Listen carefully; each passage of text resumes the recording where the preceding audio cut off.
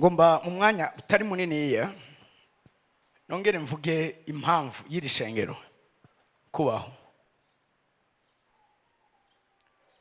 Nta mwanya mfise kugira ngo nigishe kubijanye n'ivy'ibicaniro nubwo arizo nyigisho turiko turarabira hamwe, mugabo ndagomba mu mutima wo kubandanya twitegurira igikorane, umutima wo kubandanya gukorera Imana yacu, nongene suku umutima Imana yashize hano hantu. Ndakunze kubabwira ko iri shengero atari shengero gusa, ariko ari shengero rifite structure cyangwa rifite igicapo n'imbono y'igicaniro c'ijuru ngaha muri kino gihugu c'u Burundi. Siriko muri mwavyumvise. Ivyo dukora vyose hano, ivy'Imana iduha gutahura no guhishurwa muri kino kibanza, bifise igikorwa cyo gukora ico igicaniro gisanzwe gikora mu buryo bw'imwemo kubijanye na destinée prophétique y'iki gihugu. Ndabizi kandi sindabikekeranya yuko iri shengero ari umugisha kandi izokomeza kubera umugisha igihugu c'u Burundi, Afrika, isi yose, imiryango yacu n'urunganwe rwacu. Nimba ari namashimira Imana buri gihe nukubona Imana yaraduhamagaye kwikora mu gihe gisa nk'iki, mu gihe hari abagi benshi, mu gihe hari dubu nyinshi, mu gihe hari ama challenge menshi, mu gihe hari ama defi menshi. Urazi abo Imana ikunda irabababaza, kandi abo Imana ikunda ni gake iborohereza. Iki twama turiko turakivuga, si kubera ko Imana ibishatse kubahaza, ariko nuko ivyo byose Imana ikora kuri umuntu ikunda ni mu buryo bwo kumusangiza, kuko ntituzosangira ubwiza na Kristo, tuzasangira imibabaro na Kristo. Ndasubiramo, kugira dusangire na Kristo ubwiza tubiza kubanza gusangira nawe imibabaro. Biravuga ngo nimba tubabazanywa nawe, ni mu Baroma igice 8 ku murongo wa 17, nimba tubabazanywa nawe tuzohanwa ubwiza nawe. Birumvikana neza yuko ubwiza Imana isezerana ubuzima bwacu hari ahantu buzoca, hari ahantu buzohingurirwa. Iyo buhingurwa ntibuhingurirwa ahari hose, buzohingurwa muri urwo ruganda rwo kurizwa, muri urwo ruganda rwo kutoroherezwa, muri urwo ruganda uravyumva uko Imana iba strict ku buzima bwacu cyane gose, muri urwo ruganda guko Imana umwanya umwe imera nkuko imengo iradutaye mungabe itadutaye kugira ngo itugaruke ko ifise imbabazi nyinshi. Urazi iri shengero nyamatiko ndabivuga, Paul nawe nyene yarabivuze, aravuga ngo bama bariko baratwica bakuduhora.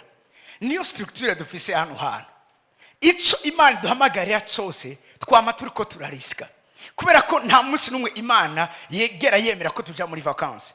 Imisosi Imana yamiduprasa kuri front. We are the front line people. Babantu hama imisosi bari kuri front, babantu imisosi bama bariko barahangana. Aha ni ubwiza bwacu buri, aha ni igitsibo cacu kiri. Ibi ndiko ndabivuga kugira ngo uvyumve neza yuko ntuza gusa kugira ngo usenge, ariko mugabo uza kugira ngo uhabwe amategeko n'igisirikare cyangwa na eta major y'ubwami bw'Imana kugira ngo dutabare isi, kuko iyi si yacu irakeneye ubutabazi buvuye ku Mana buciye kuri twebwe. Narivuze ino si irakeneye ubutabazi buvuye ku Mana buciye kuri twebwe. Rero abantu b'abatabazi n'abantu Imana iteta mu buryo bwiharije. Sumbye umuntu hari wandi uri umutabazi, kandi mu buryo turi umutabazi. Sinzi ko muvu buremere n'ubunini bw'ike kintu.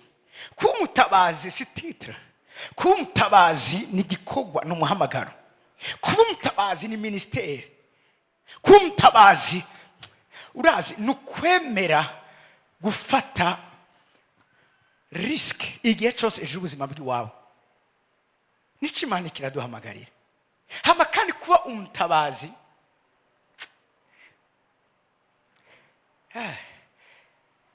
ejo Gerard yanyeretse umurongo arambwira ngo ukunda ngo intambara, ngo reka ngo ndaguhe uno murongo usome, reka tuwusome ntacu hajya hari impamvu. sukura ko nkunda intambara nazikundishijwe. I am a man of war. Ndi umukozi w'Imana w'intambara.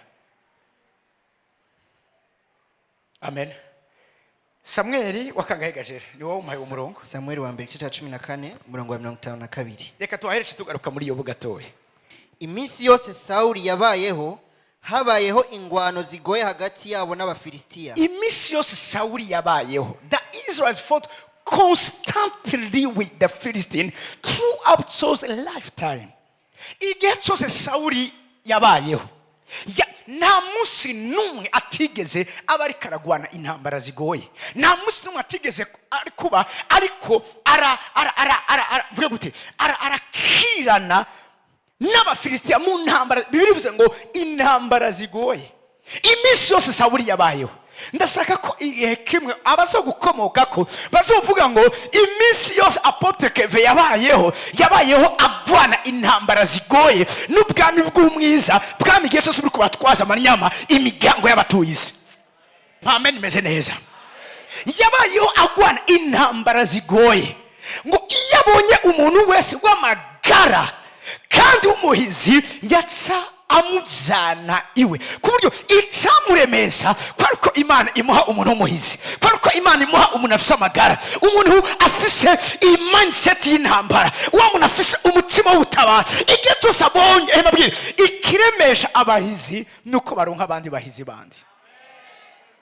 Rero ngiki nanzi sono babwira ikinezera umugisha Imana sura kumpa nuko Imana ibahagurutsa nk'igisirikare cyiteguye gutabara, nk'igisirikare cyiteguye kugira neza abantu. Bivuga ngo nuko ijambo ry'Imana rivuga ngo Imana umuse ko muhemu n'ubushobozi uwo ni Kristo Yesu ngo agenda agirira abantu neza abo mugwanizi atwaza amanyama ngo kuko Imana yari kumwe nawe.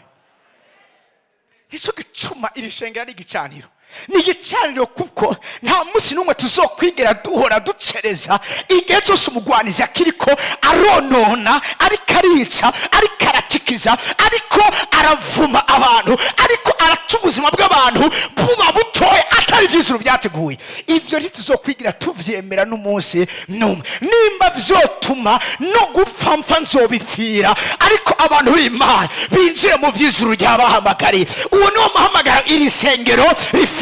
Turisonza, turase, turakora ivyo dukora, turaheba ivyacu tugatanga kugira ngo ikorane bikora. Nta kindi ni kugira ngo tubone benshi bariko baratabagwa. Yobu 30:25 uyu murongo muwandika mu mutima yanyu. Yobu aravuze ngo mbega sinanirira ucigirijwe,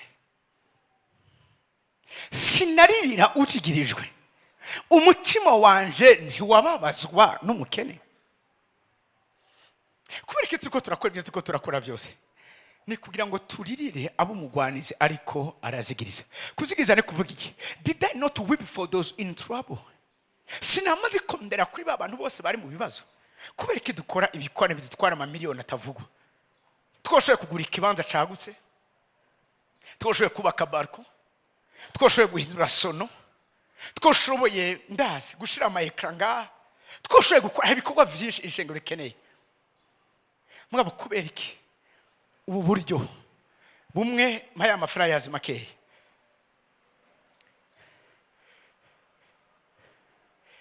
Aya mafaranga yacu yakoresha mu Buganda. Ubu ivyo twakoze twabonye ari bikeya ntivyakwiwe. N'ubu tuteza gusubira gukoresha ibindi ngaha kandi ngaha birazimvye. Kubera iki ivyo byose? Ni kugira ngo turirire uri karazigirizwa. Nico tubereyeho. Hari ababeshwaho n'ababeshaho. Iri shengero Imana yari yahaye amahirwe yo kubeshwaho. Iri shengero Imana yari hamagariye kubeshaho.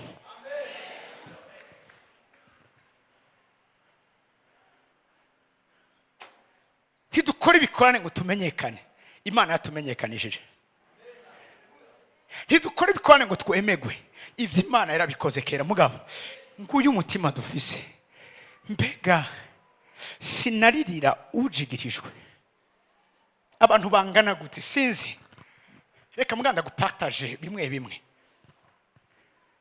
Urazi uyu munsi abana hari ingwara navuze muri cyute icyongereza, hari ingwara kara abantu bari bazi kari ingwara z'abantu bakuze, mugabo uyu munsi gazigwara abana. Rimwe navuganye n'umuntu ambwira umwana umugenzi wiwe, akana kariko karakura gafite imyaka 6 kavutse gakomeye, gatangura kutabona. Uyu munsi ako kana karahumye complètement, gahuma gafite imyaka 6 kavutse gakomeye kameze neza, ubu kari mu kigo kiri hariya mu Kabezi katabona hamwe n'abandi bana batabona. Urambwira kivyo ari ibintu byapfuye ko sinzi ukungene aba scientifique bo bisigura nibiki. I don't care. Ico nzi nuko abo bose barakeneye umuntu abarira kuko bariko barazigirizwa n'umugwanizi. Umuntu yahora aprovidinga ku muryango wiwe mu kanya gatoya gusa avyutse akebanye umunwa uravyumva avese yamukubise ibintu bigatangura gusubira hasi. Imigango ingana gute yama igihe cyose iriko iratangura. Ibitusha amadomene yose ubuzima bw'abantu. Imana iraguha promotion, abo muri ko murakorana bakagwana ishaka kugira ngo unanigwe bagukure harya hano bahasubire. Or aho waruri wari kuratunganiza abantu, wari kurabera umugisha abantu. Uri kuraraba unabona neza ko nta wundi mugambi Satani afise kuri kino gihugu, nuko abarundi n'abarundi kazi bama bari kubarazigirizwa igihe cyose. Ninde wo kubaririra? Ninde wo guhagarara mu kirengero? Ninde wo kubabazwa n'ibiriko biraba? Bivuga ngo Yesu ageze Yerusalemu ararira, aravuga ati Yerusalemu ntiwamenye igihe wagenderewe, kuko igihe kije aho atawe rizosigara rigeretse kurinde kuri wewe. Abahora bakubaha bazogucira uruhande bagutwenga bakwimuka. Abantu bahoze barihesha ubundi iyo ibintu biriko biragenda ko byateza kugenda, ubundi waduze nta gusubira hasi. Mugabo uyu munsi wabona abantu bahoze ari hejuru, uyu munsi bari hasi, kubyo bakubwira ati uyu muntu yarabaye deje wiki kintu utoshobora kuvyemera. Ubonye ubuzima ari karabaho kubera iki? Abariko barazigirizwa. Ninde wo kumva amarira y'abariko barazigirizwa? Twebwe ishengero. Nico gituma dukora ibikorwa turiko turakora. Nico gituma tugiye gukora ivuga butumwa kandi abantu bazokizwa tukabakurikirana. Lundi duhejeje gikorane dimanche tuzo tuko turatelefona umuntu wese yakiriye umwami Yesu afite telefone kugira ngo aze duhurire ngaha tumubwire igikorwa yakoze, tumusengere yuzure muhemu yera, hama abataba hafi tubaha amashengero abegereye. Sinaririye ujigirijwe, umutima wanje ntiwababazwa n'umukene. Hari ubukene bw'uburyo bwinshi, hari ubukene bw'umutima, hari n'ubukene mu bigaragara. Umukene n'ubuzi ikintu kanaka, ubukene ntibuva ku Mana. Ariko Satani yamarumdira ukungene abantu abakenesha agacica kuri ivyo bicaniro. Nubwo umuntu yoragize arafise ubukene atawundi umuntu ashobora kumukiza, ninde wo kumuririra uwo muntu? Ni wewe na jewe. Siriko muriko muranyumva? Muriko muranyumva? Ndico gituma inyuma y'iki gikorane hari program shasha ijuru ryashize ku mutima, maze igenda imbere y'Imana, maze igenda senga nkumva siniko ndasenga nkuko ndabishaka. Hari naco gituma n'uyu munsi sinze muzosura kumbona mu gihe cy'igikorane. Ndashaka ko Imana imbwira neza kuko ikigihugu tugwiza kukivyarira umwana w'isezerano kirindiriye imyaka n'imyaka. Siniko abantu bihemo mbiso ndiko ndavuga. Isengero riri bungenze, hari inda dutwaye, iyo nda dutwiza kuyivyara. Iyo nda niyamara kuvuka, iyo nda niyamara kuvuka, revuze ngo iyo nda niyamara kuvuka, uwo mwana niyamara kuvuka, umuryango wa nuzoga muri mu gatengo warusanzwe urimo, umuryango wa nuzoga muri ko urahutishwa n'umugwanizi, ibijanye no kuzigirizwa bizosigwa kwese n'uva amenye abantu Imana muri kibazo. Uwo mwana niyavuka, abahora bitse imitima bagandaye, ibihe bizohindurwa n'umwami hejuru ubuzima bwabo. Ariko hari ibise bitangura imbere y'uko umwana avuka. Namatiko ndababwira, urazi igihe kiraje kandi kirageze. ubu biriko biraba clair, biriko biraba clair. Ndiko ndatahura igituma ufite umugwanizi yaje akiba canke agatera iyindi mbuto inyuranye n'Imana yateye. Biravuga ngo ubwami bw'Imana bumeze nk'umuntu yaje abiba uburo, ariko mwijoro haza umwansi wiwe abiba ugwamfu. Buke mu gatondo basanga ugwamfu n'uburo biri hamwe. Ijambo ry'Imana avuga ngo baravuga ati reka tubirandure. Shebuja avuga ati oya, mwava mwitiranye, mwe mubireke bikurane, mu gihe kigenya abariho muzobitandukanye. Ivyo ni ijambo birikora ba spirituellement. Ivyo nivyo n'uyu mwanya biriko birakoreka. Hari uruvange rw'ibintu. Umugisha w'Imana ku ruhande usanga ufise annex w'ikindi kintu kitameze. Bivuga ngo umugisha urahura tungije n'ama barovanga. Mugabo hafi y'uwo mugisha miso hari ikintu kikuriza wabwizwa gutwenga. Kubera iki ivyo? Hari ibibazo abandi badashobora gutorera inyishu. Mugabo twebwe ishengero, twebwe abana b'ijuru, twebwe abatahuye ibanga ry'ibicaniro, tubwirizwa kumenya neza kandi tukagira n'ico dukoze. Ico nico Imana ikiraduhamagarira. Ntituri ishengero ryo kwinezereza, no. Ntituri ishengero ryo uravyumva ryo kurondera imibereho yacu. Uyu munsi ama eglise menshi ariko arondera gusurviva. Ayandi amwe hamwe karageza umukristo wa no, sivyo turimo, siyo business turimo. Turi muri business yo kubona ijuru riko riruzura abagizera. Turi muri business, turi mu mutima w'Imana wo kubona abadakijijwe bariko barakizwa, abatizera bariko barizera, abagwayi bariko barakira. Ariko hari icyo tubwirizwa gukora, nuko turizwa nuri karazigirizwa. Imana ishimwe cyane. Haleluya. Iri shengero buri muntu wese abikunda atabikunda agiye gucika umusenzi. Haleluya. Hamwe kuzobura umurobera, hamwe kuzoba nyene n'umugararije, ariko umwana w'Imana atari umugararije agiye gucika umusenzi kubw'igihugu, agiye gucika umusenzi kubw'imiryango, agiye gucika umusenzi kubw'urunganwe. Umurongo wa 4 canke sinzi hera ku murongo wa mbere. Zaburi 42 umurongo wa mbere avuga ngo Imana ihagaze mu ikombe ryayo icira abacamanza urubanza. Imana ihagaze mu ikombe ryayo icira abacamanza urubanza. Ubundi abacamanza nibo barabaca imanza, mugabo Imana ikicira abacamanza imanza. Ikibazo Imana ifise ntigifitaniye n'abanyabyaha, ikibazo Imana ifise gifitaniye n'abakijijwe.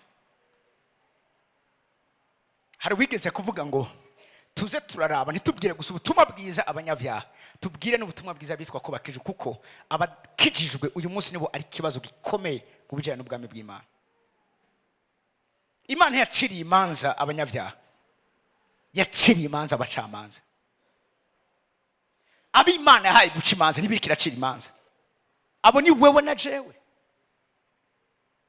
Nama ndiko ndayibabwira, imisi yose iyo umugwanizi yihaye gukora ikintu nuko hari umucamanza yasinziriye, nuko hariho umuntu ajerwe gucunga urubibe yasinziriye, yasamaye. Hari ibintu umugwani uwo yaje kubiba ugwamfu, yaje atamuntu umwe ariko araraba umurima w'Imana wabibwemwo uburo. Imisi yose iyo duhumirije, imisi yose iyo dusinze, imisi yose iyo tureze amaboko, hari ivyononekara. Iki gihugu ntikimeze gutya kubera abanyepolitike nzo komandiko ndababwira. Igihugu kimeze gutya kubera ishengero rya Kristo risinziriye. Ishengero rivuye mu gacerere. Imana ishira ku gikorwa abamarayika bakaza gukora ku bw'ishengero. Ariko ishengero rihoze, Yakobo arafa, Yakobo aricwa, uwari ku muco n'ivyizigiro vy'amahanga biravaho. Kubera iki? Ishengero sinziriye. Bafashe Yakobo, ishengero ntaco ryakoze, Yakobo Herode yaramwishe. Ariko bafashe Petero babona birakomeye, ishengero yamusenge rikobeje cyane. Imana ibwiye ku marayika abohora Petero. Ntaco bifise bishobora kutubwira uyu munsi ku buzima bwacu. Ntitubwiza kubaho uko abandi bariko barabaho, n'abandi.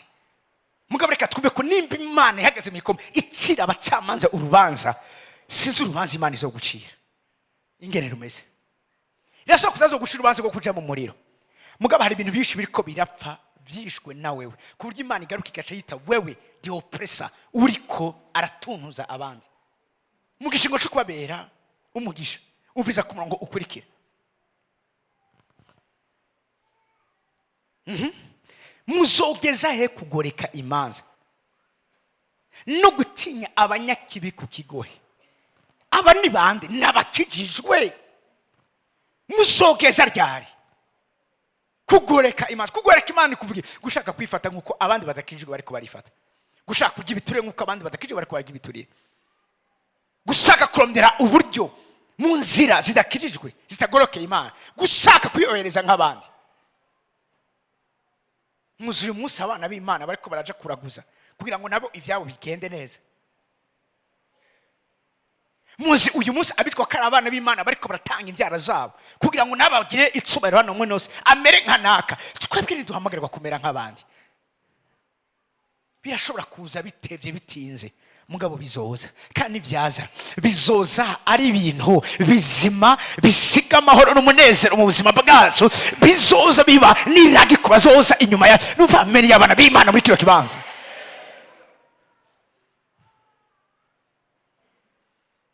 Yuko Satani yamye akora ibintu atuma twama turiko turatangura, ivyo bintu bibwiza kubandanya. Nemvuze ngo ivyo bintu bibwiza kugira iki? Kubandanya. Imana ikicira imanza abacamanza batinya abanyakibi ku kigohe. Umuntu agatinya umurozi sinitugiye kumutinya, umurozi ni wagiye kudutinya. Umva amene imeze neza muri kibanza. Umurozi si wewe kumutinya, niwe agiye kugutinya. Birivuga ngo vyarahimbaye data kubaho ubwami. Ibaza Imana yaduhaye ubwami. Nimba Imana yaduhaye ubwami, mesha exami niki kico kudutera gutinya. Ubwoba ntibuva ku Mana, ubwoba buva ku mugwanizi. Sinzi yo bizoca, mugabe iconze ni kimwe. Ico Imana yavuze kuri iki gihugu izogishitsa mu gihe cacu. Ku murongo ukurikira, muciri imanza umugoyigoyi cyangwa umugoyigoyi sinzi n'imfuvyi, mucirima turabo gufata ingingo. Bariko bakora ivyo bariko barakora ko atanga ingo turiko turafata. Birivuze ngo nimwe bwo kubacira urubanza. Haleluya. Muciri imanza imahazwa n'umurushwa, imanza zigororotse. Ku murongo wa 4, mutabare umugoyigoyi n'umukene, mubakure mu maboko y'abanyaki. Nitwebwe kubata nabwe turabatabazi, dufise ministeri gutabara abo mugwaniza yakatwaza amanya. Mutabare umukene, mutabare umuntu hari niba ari faible n'umugwaniza bagize faible. Muriko muranyumva? Hari abantu benshi bazokizwa kuri kiya kibuga. Muri bo bamwe sinzi ni mboregwa n'abasambanyi n'abamaraya, uravyumva, n'abicanyi n'ababeshi n'abakora bitandukanye. Mugabo muri bo bafise imbuto idasanzwe muri bo, ku buryo hamwe bo tabago bagakizwa. Ejo nibo bazoba ari abamissionnaire bariko baje kuvuga ubutumwa bwiza mu bihugu by'Abarabu. Mu bazoba bariko barakizwa ntawe ubizi. Ejo ashobora kuzoba ari umushinga amateka, ejo ashobora kuzoba ari n'umukuru w'igihugu, ejo ashobora kuzoba ari umushikiranganje, ejo ashobora kuba ari PDG, ashobora kuba ari ADG, ashobora kuba ari umukozi w'Imana. Mugabo umugwanizi yabateye uruhumyi kugira ngo batabona. Cyo gituma bivuga ngo mwebwe nahaye ubwo bushobozi gira ico mukozi kuko barya nawe. Yesu aravuze ikintu gikomera, avuga ngo intama zanje sinzofise gusa hafi yanje, hari n'izindi zitari kumwe nandi ziri ahandi hantu. Izo yari karavuga nabo uyu munsi bari mu bubare, nabo uyu munsi bari mu nzu ya maraya, nabo uyu munsi bari muri bijya byose niko ndavuga. Hariho n'abapfumu indani muri bafise imbuto yo gukorera Imana. Mu minsi imbere azo bari abakozi Imana basengera abantu bagakira, ariko uyu munsi bagaragara abapfumu. Uyu munsi ariko bakora ivy'ubupfumu kubera kutamenya. Nindo kubatuma amenya ni wewe na jewe. Niyo mpamvu yacu kubaho nk'iri shengero. Garuka 5. Abo mbwiye ntacyo bazi, ntacyo batahura, bagenda mu mwiza. Amatanguro yabo yisi agira iki? Aranyeganyega. Abimana ikirabwire birivuga ngo ntacyo bazi, ariko twebwe tubiza kumenya kuko igicaniro kitwugura amaso. Mbabwire ikintu kimwe, wize urugendo rw'umuryango dukomoka ko wa papa wacu kwizera Aburahamu. Biravuga bose bariko baragenda bagana i Kanani. Aburahamu amaze kubaka, niwe wenyene mu bisekuruza 10 yashoboye kuronvera isezerano haraheze imyaka irenga 2656 atawundi aronvera iryo sezerano. Imana rero bivuga ku mwana w'imfura wa Nowa yitwa Shemu. Aburahamu kubisekuruza 10 niwe yagiriwe ubwo buntu bwo guhisurirwa, yubatse igicaniro, agize gutya asanga yari yashitse i Kanani, aba muri ico gihugu. Urazi aho umugwanizi akwereka kutarahezagirwa, akwereka ko ari ubundi buryo bundi ushobora kuronkamo umugisha, kandi umugisha uhagazemo akagucisha ku ruhande y'inyishu y'ikibazo cyo kandi wagishikiriye. Amaze kubaka igicaniro aza kureyariza yuko yageza aho Imana yari yamubwiye, mugabo ntiyari bwigire ariyariza ko yageza aho Imana yamubwiye. Kubera iki? Kubera ubuhumyi bwo mu buryo bw'imwemo. Igicaniro kitwugura amaso. Aburahamu amaze kubakira Uhoraho igicaniro yaramenye neza ikibazo bwiza guhitamo. Loti wewe ahitamwo atariho, aho hagiye gusangangurwa n'Imana Sodomu na Gomora. Ariko Loti aravye yabonye ahantu hasa neza, ahantu hashashe neza. Aburahamu nabo hari hasigaye hari mu misozi amwe, tora ushaka icoze n'ikimenuko ntashobora kuja ahantu hatariho. Igicaniro kiratugarantisa aho tubwirizwa kuba kwazo bara ahantu heza. Igicaniro kiratugarantisa yuko ibyo dukora bizogenda neza, Uhoraho biherekeza, Uhoraho bihesha umugisha, Uhoraho bituma bigira ikimazi benshi. Atora mu misozi, undi atora mu kiyaya, aho niho hagiye gusangagwa mu nyuma. Aburahamu ari ku musozi, birivuga ngo Imana igiye gusangangura, ibwira Loti, iraba kino kintu shaka ndangiriza hano hantu. Imana ibwira Loti, yari umumarayika mugabo, yari Imana. Abwira Loti aramubwira ati umviriza, ntihagire umuntu umwe araba inyuma, mwiruke muhunga umuriro Imana iriko iraturiza Sodomu na Gomora, mudahindukiye inyuma. Barirukanga, mugabo aho Imana ibabujije kuraba hari undi mugabo yari yarubakiye Uhoraho igicaniro. Mbabwira ikintu kimwe, hari ibintu bigaragara nk'ama integrity ku bandi, ariko wewe uzoba uvyemerewe, uzoba uvyegukira, bizoba ari ivyawe, ari umugabane wiwawe. We ntiyari yemere kuraba inyuma Loti n'umuryango wiwe, ariko ku rundi ruhande Aburahamu yarahagaze ku musozi ariko aritegereza. Iyo Loti yabujijwe kuraba bona umuryango wiwe, bigenda gute ngo Imana imubuze kuraba inyuma ariko undi nawe arabi iyo bariko barava? Abantu bari bamwe. Siriko muriko muravyumva? Mukarota yahindutse inkingi y'umunyu, ariko Aburahamu yari karaba aho babujijwe kuraba, ntigeze acika inkingi y'umunyu. Igicaniro kiduhagarika mu kibanza aho imanzi Imana icira abandi atarizo manzi Imana icira twebwe. Sindiko abantu fise muri kino kibanza bariko n'umuco ndiko ndavuga, abandi bazobikora vyanke, ariko kuko buri umuntu w'igicaniro uzobuvyemere, kuko abantu b'ibicaniro bakorana n'Imana. Nivuze ngo abantu b'ibicaniro bama bariko barakorana n'Imana. Nuvame nimeze neza muri kino kibanza. Ivyariko biraba Sodomu na Gomora, Aburahamu yarabifisemo umugabane, kuko arico yaryavuze nk'inciyumviro ku Mana.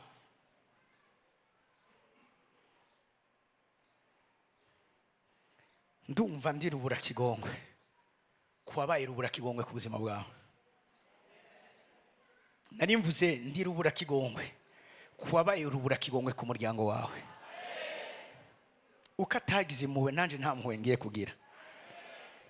Kabradisha vase ketofa, ivyo bakoze vyose turagiye kubisukamo umuriro w'Imana. They are going to caught fire. Oh my God. Hallelujah. Narababwiye kiya gikorane cyo gucura urubanza. Turagiye gucura urubanza. Navuze turagiye gucura urubanza. Turagiye gucura urubanza. Hallelujah. Muri kino gihe mbabwira, iyo umuriro utibutse uca urubanza. Ku gicaniro niho Eliya umuriro w'Imana watibukiye, amaze gusanura igicaniro, umuriro waje ku gicaniro urigata ikintu cyose ari kira ahantu cyitwa ikimaze. Shaka ndagutangarize le 29 na le 30 zizwa turiko turaca urubanza, umuriro uzomanuka. Uwo muriro ni wamanuka, ntibazosubira kukwitiranya, ntibazosubira kugusira hamwe, ntibazohoga umuryango wawe nawe utusanga urimo, ntibazobikora ku muryango wawe nawe uvyisangemo. Amen. Meseza muri kino kibanza, amen. Meseza muri kino kibanza, ivyawe n'ivyawe. Nuva amen meze neza. Umuryango wawe uragiye gukingirwa kubera wewe, umuryango wawe uragiye kuzigama kubera wewe. Imyuka yahora itera umuryango wawe iragiye gusigwa munsi y'ibirenge vya kubera wewe. Amen. Meseza muri kino kibanza.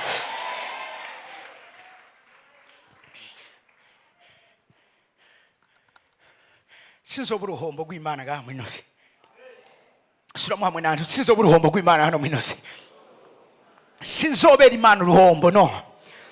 Imana ntizokwicuza kubona yaraturemye. Namuze Imana ntizokwigira yicuza kubona yaraturemye. Biva ngo Dawidi mu gihe ciwe, iki ni gihe cyawe. Dawidi mu gihe ciwe amaze gukora ivyo Uhoraho agomba, arasinzira ahejeje gukora, nta gupfa vyihuse, nta gukenyuka, nta guhamba abana bacu. Abana bacu nibo bazoduhamba, nta guhamba abuzukuru bacu, nibo bazoduhamba.